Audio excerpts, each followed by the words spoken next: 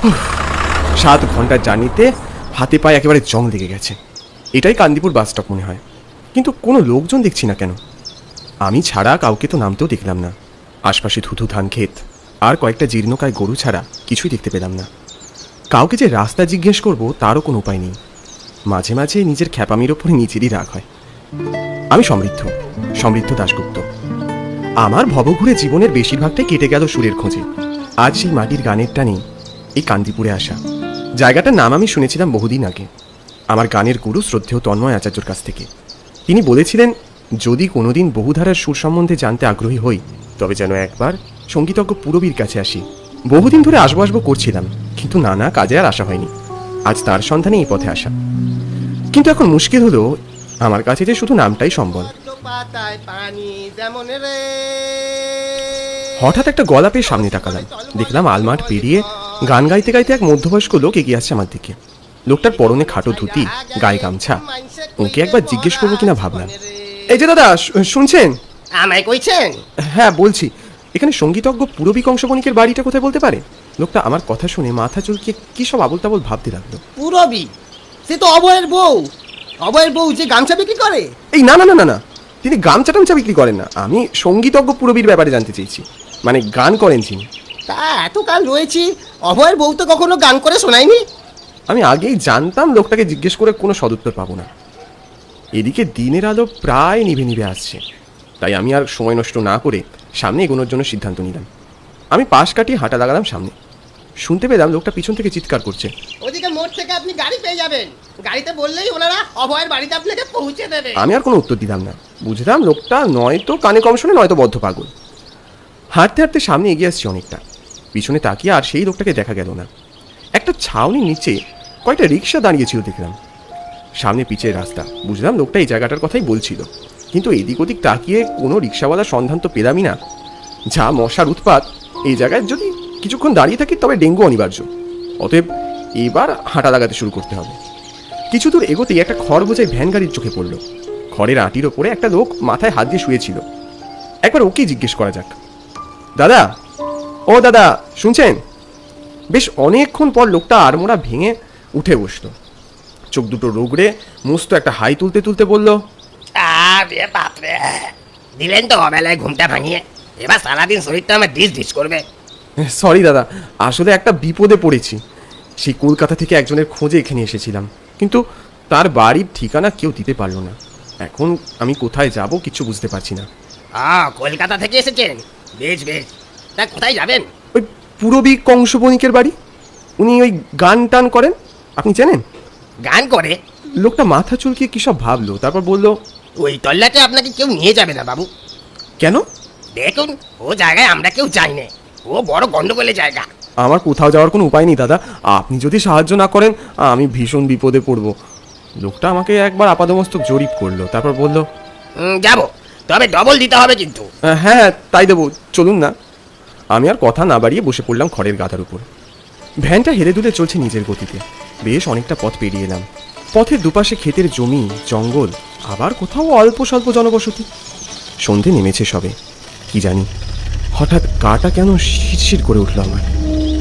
আপনি কলকাতা থেকে এত দূর এসেছেন ওই বাড়ি যাওয়ার জন্য? হ্যাঁ, ওই গানের ব্যাপারে একটু এসেছিলাম। কেন বলুন তো? না, আসলে ওদিকে আজ প্রায় 10 বছর হলো কেউ যায় না। কেন?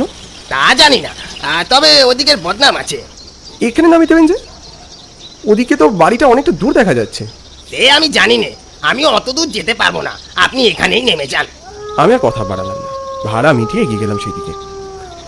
মিনিট 10 পর ভগ্নপ্রায় মস্ত এক বাড়ির সামনে স্তব্ধ হয়ে দাঁড়িয়ে রইলাম।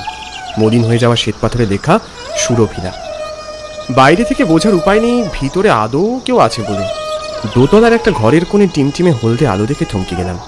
বুঝলুম নিশ্চয়ই বাড়িতে কেউ আছে, তাই এগিয়ে গেলাম দরজার দিকে। কেউ আছেন? বাড়িতে কেউ আছেন? দেখলাম দরজাটা খুলে গেল আপনা আপনি। পর মুহূর্তে আমাকে অবাক করে ভিতর থেকে একটা বাজখাই স্বর ভেসে এলো। তাকিয়ে দেখি দরজার ওপাশে দাঁড়িয়ে মধ্যবয়স্ক একটা ব্যক্তি, পরনে ফতুয়া আর লুঙ্গি। এটা কি পুরবী কংসবণিকের বাড়ি? আজ্ঞে হ্যাঁ, আপনার এখানে কি চাই? একবার কি ওনার সঙ্গে কথা বলা যাবে? আসলে অনেক দূর থেকে আসছি। আসুন, দিদিমণি এখন ক্লাস করাচ্ছে, ওখানে চুপ করে বসুন। ভিতরে ঢুকে চমকে গেলাম। বাইরে থেকে বাড়িটা যতটাই ধ্বংসস্তূপ বলে মনে হচ্ছিল, বাড়ির ভেতরটা ততটাই সুন্দর। পুরনো আমলের জমিদার বাড়ির মতো অভিজাত অন্তঃসজ্জা, মাথার উপরে হাজার আলোর ঝাড়বাতি, মেহগনি কাঠের আসবাব। এখানে বসুন, আমি দিদিমণিকে খবর দিচ্ছি। লোকটা আমাকে বসিয়ে দোতলায় চলে গেল। আমি বসে বসে বাড়ির শৌখিন অন্দরমহলটাকে আরেকবার চোখ বুলিয়ে নিচ্ছিলাম। সম্বিত ফিরল এক গানের সুরে। যেতে যেতে একলা পথে নিবেছে মোর বাতি। সুরটা এতটাই মনোগ্রাহী, আমি তিলদণ্ড অপেক্ষা না করে এগিয়ে গেলাম সিঁড়ির দিকে। পথে নিবেছে মোর বাতি, ঝড় এসেছে ওরে ওরে, ঝড় এসেছে ওরে, এবার ঝড়কে পেলেম সাথে। ঘরের ভিতরে ঢুকে অবাক হলাম। তানপুরা বাজিয়ে গান গাইছেন এক অল্প বয়সী মেয়ে, আর দুজন ওনার থেকে গানের তালিম নিচ্ছিল। নিজেকে আর সংযত রাখতে পারলাম না, বললাম, আপনি কি পূরবী কংস বণিক? হ্যাঁ, কেন বলুন তো? আমি সমৃদ্ধ।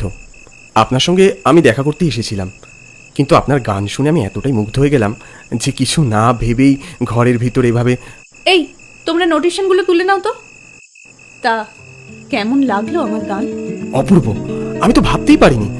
আসলে আমি ভেবেছিলাম, না থাক। না না, থাকবে কেন? কি ভেবেছিলেন শুনি? সেরকম কিছু না, আমি ভাবলাম আপনার বয়সটা বোধ হয়। কিছু না জেনেই আপনারা মানুষের বিষয়ে এত কিছু ভেবে ফেলেন। সরি, আমি ভুল ভেবেছিলাম। বুঝলাম। এবার বলুন আপনি কোন দরকারে এসেছেন? আমি আমার গুরুজি তন্ময় আচার্যের কাছে আপনার নাম শুনেছিলাম। সেদিন থেকেই আপনার সঙ্গে একবার দেখা করার ইচ্ছে ছিল। ও, তন্ময়দা বলেছেন আমার কথা? উনি মানুষটা খুব ভালো। আনফর্চুনেটলি উনি কিছু বছর আগে মারা গেছেন। মারা গেছেন? আসলে জীবনটা এতই আনসার্টেন। কিন্তু দেখতে গেলে উনি আসলেই মারা যাননি, আমাদের মধ্যেই আছেন। মানে? মানেটা ভীষণ জটিল, আর বুঝতে পারলে এর থেকে সহজ আর কিছুই হয় না। এই বৃন্দাবনদা, ওনাদের জন্য জলখাবারের ব্যবস্থা করো তো। এই না না না না, এইসবের কিছু দরকার নেই। এই নিন বাবু। মুহূর্তের মধ্যে লোকটা থালা ভর্তি করে চা জল খাবার এনেছে আমার জন্য। আমি আগেই জানতেন। নেন, এবার চটপট খেয়ে নেন দেখি। আমার এইসবের কি দরকার ছিল? আরে নিন নিন, খান সমৃদ্ধ বাবু। এখানে এই সুরভিলাতে কোনো লজ্জা করে লাভ নেই। গান আর মিউজিক আমায় বরাবর টানে। গুরুজি আমায় সবসময় অনুপ্রাণিত করতেন। একদিন উনি আপনার নাম করেছিলেন, বলছিলেন তুমি যদি ওনার থেকে গানের তালিমটা নিতে পারো, ওনার সুর তোমারই সঙ্গীত শিক্ষায় একটা পালক যোগ করবে। আমি তো প্রথমে অবাকই হলাম। কে এমন গ্রামে থাকে, তার উপর। আপনি ভাবতেই পারেননি একজন গ্রামের মেয়ে মানুষ কখনো জনপ্রিয় হয়ে উঠতে পারে। ভেবেছিলেন মেয়ে বলে কিচ্ছু করতে পারবে না। আরে না না না, আপনি ভুল বুঝছেন। আমি ওরম কিছু মিন করতে চাই। আর তাছাড়া আপনাদের গ্রামে এসে তো দেখলাম এখানকার মানুষ খুব কোঅপারেটিভ। চায়ে চুমুক দিতে যাচ্ছিলাম, চকিতে চায়ের দিকে তাকাতেই দেখলাম ওটার চা নেই, রক্ত। এমনকি খাবারের প্লেটটায় পোকামাকড়ে ছেয়ে গেছে। আমার হাত থেকে ছিটকে পড়ে গেল প্লেটটা।